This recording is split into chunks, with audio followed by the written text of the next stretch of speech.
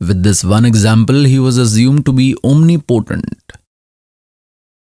Dharamdas had questioned, and God Kabir replied. Then God Kabir said to Dharamdas that, why did Sri Krishna not revive his real nephew Abhimanyu when he was killed in the Mahabharat war on the first day? He was his real nephew, was the son of Subhadra. Sri Krishna could not revive him, who was needed to be made alive. He got involved there and chopped the son of Mordhwaj and made him alive. Dharamdas was stunned that, God, this is true. Their clan was getting destroyed. Their God could not make him alive. Then he questioned God what was the reason.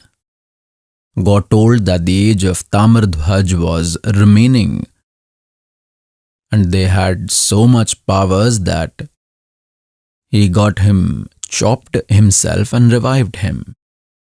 But Abhimanyu's age was not remaining.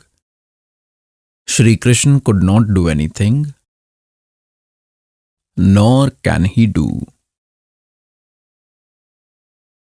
Dharamdas said that God, yes, he was needed to be made alive. He was a brave warrior and was needed. The war was going on. The clan of Pandavas was destroyed. In this way, God reminds us that तुम कौन राम का जपते जापम ताते कटे ना ये तीनों तापम. Now the topic that is going on, that is that if we come under the shelter of that God, then he will also extend our age. He is Almighty, Supreme God, the complete God. The Vedas testify that God extends the age. But who is that God? He is Purna Brahma. Kabir Dev.